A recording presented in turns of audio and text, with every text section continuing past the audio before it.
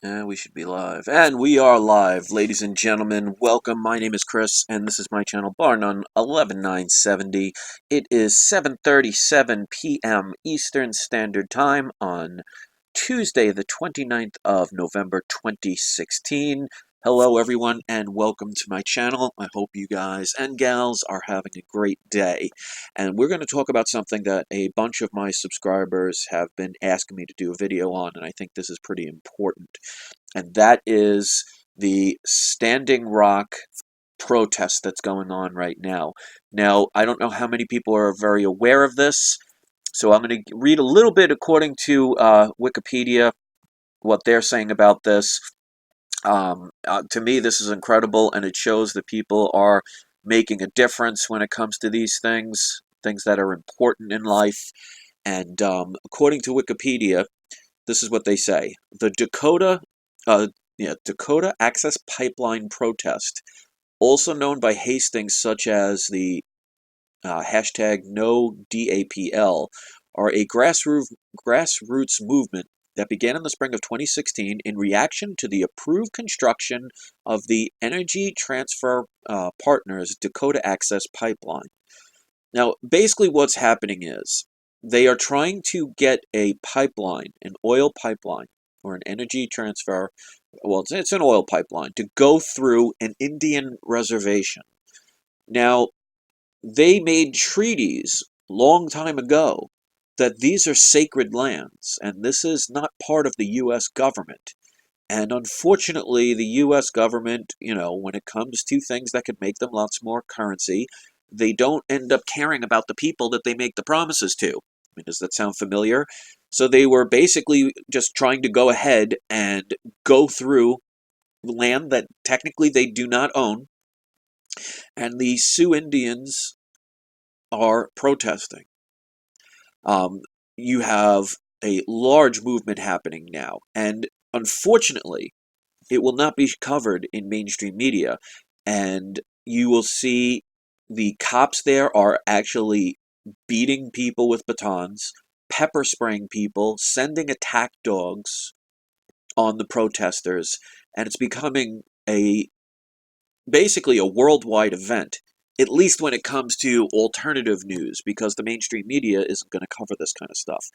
And the chief, I understand, I saw a video the other day, has actually tried to get the attention of the United Nations to step in, which for me is a little dangerous because you're thinking about the fact that our people, our fellow human beings, are being treated cruelly. I mean, they were spraying with like power water, like power washers on people when it was freezing cold out.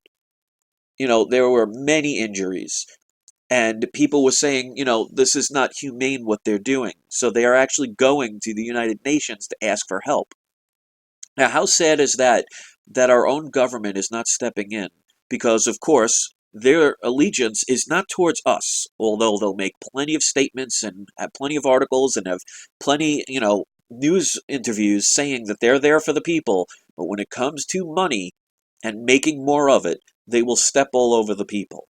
And I think this is one of the few protests that actually has a lot of meaning.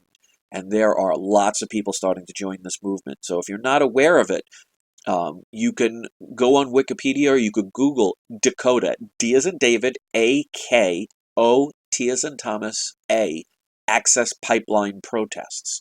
And you will get all the information on it. In fact, they actually have, and I'm going to post the link for this, I already posted it in there, and I find this incredible, that they started a GoFundMe account where they were looking to raise $2 million, and so far they've already raised $2.7 million to help the people that are making a stand. So I did post the link in the description. Obviously, I'm not making any money off of this, and no one's asked me to do this. I'm just thinking it's something that's right. And, who has been more mistreated than the native people of lands all throughout the world? I mean, look what Europe did when they came to these countries centuries ago. Look at the Mayans, look at the Aztecs, look at the American Native Indian. That basically, because they may have prayed to different gods or lived in different ways, they were considered inferior, and genocides occurred throughout the centuries. And then we supposedly in this government where they say, we're so much more sophisticated and we care about the people, made all of these treaties, which one after another, if you look at how the Native American Indians were treated, and they were here thousands of years before any of us ever stepped foot, how they've been given all these treaties, and one after another, treaties have been broken. To them, for our government to just sit there and say, well, you know what, we need this pipeline and we're just going to do it. We don't care if it's going to pollute your water and it's going to cause you problems and this is your land technically. We're just going to go and do what we please. And if you don't agree, we get violent. We're going to send out our enforcers who are, quote unquote, just doing their job and basically beating fellow humans. Now, there's been a big movement recently on this. There have been a lot of retired veterans that have been going there to make a stand. And this could be something that could potentially become very violent. But it does show that when you stand up for yourself, you can make a movement known. They're going to do the best to block these things. But because of the internet, while we still have it, there are ways to get information out. So we need to talk about these things. We need to show our friends and families, our coworkers, our neighbors, everybody, all of the real important things that are going on. Because there's a lot that's going on with this, just besides the fact that they are putting this pipeline. Now, Obama's not talking about it. Donald Trump is not talking about it because, he likes to talk about, the Blue Lives Matter movement. He always mentioned that. And he talks about how cops are doing a great job. Well, if you look at some of the videos of what the cops are doing to these peaceful protesters, you'd be appalled by what our enforcers are doing. And they're police. And not every policeman is bad. I have family members that are policemen. I have 2 cousins that are policemen. And they're not evil as far as I know. But the ridiculousness of how they treat fellow human beings to protect oil and to protect the banks and protect corporate interest and government interest should be an eye-opener how governments think of us. They are condescending liars. They will always tell you what you want to hear. Make it seem like this is the time they are really going to make change. So as much as, like, for example, people have been so on Donald Trump of how he's going to save the universe, where is his appalling video saying how appalled he is at what's going on? Where is he talking about, you know what, let's find a different route for this pipeline? It might be a little bit more expensive. It might be a little inconvenient. Well, you know what? That's too bad for these corporations. We've been allowing them to do this stuff. I mean, look what they did with the oil spill. Does everybody remember what they did to the Gulf of Mexico in 2000, I believe 2011, 2012? There's still leaks going on. How many oil spills do we have to have? How much of our land and water has to be destroyed? Donald Trump also talks about fracking. Well, how many different towns in this country have their water supply been tainted and basically destroyed by the fracking? So these things are things we all need to pay attention to. So when it becomes silenced and the media doesn't talk about it, that is where people like you and I have to step in. And if we don't make this known, then it's just another thing that people will forget. Time will go by, people will be hurt, or maybe even killed, or thrown in jail, and most people will have the attitude of, well, I don't want to rock the boat, or, as long as it's not me, it's okay, and you'll just forget about it and move on. So many people are talking about in the holidays, they're worried about, the latest iPhone that they're going to get, and all the materialistic things. Well, meanwhile, we're allowing companies to take over our water supply, destroy our lands, take away our freedoms. How long do we allow that until there's nothing more for them to take? So it's got to stand. You got to make a stand somewhere. So I'm very proud to be making videos like this that can actually help people that are literally, North Dakota is not around the corner from me. I live in New York, so, this doesn't affect me one bit. But just because it doesn't affect me now doesn't mean they cannot do something later on somewhere else. So remember that if you're in an area where, nothing's going on, well, that doesn't mean that can't happen in the future. So if we don't start making stands and we don't start helping people in need, what's going to happen when you are the person that needs? People don't think about that until it's too late. So if you're interested in learning more about this, go to Wikipedia, go to Google, and search the Dakota, Dakota access pipeline. I left the GoFundMe link in the description, so if you want to donate to their cause and help them basically stand up to corruption, please be that would be a good present to give somebody. If you live around there and you feel being there and being a part of making a stand is going to cause, some good in your life and help other people, that is a beautiful thing. And I think that's the one lesson we all need to learn this Christmas. You know what? We've had all our materialistic items. You know, you can only have so many different upgraded TVs and cell phones and computers and all these different things. What about giving to the people in need? What about helping animals? What about helping these Native American Indians who were here before any of us ever stepped foot on this land? How we just basically destroyed everything that they owned and had the rights to, just because they didn't have a banking system to control it. I mean, just think of what is it that all these natives, like, people had in common. None of them had banking systems. They lived off the land.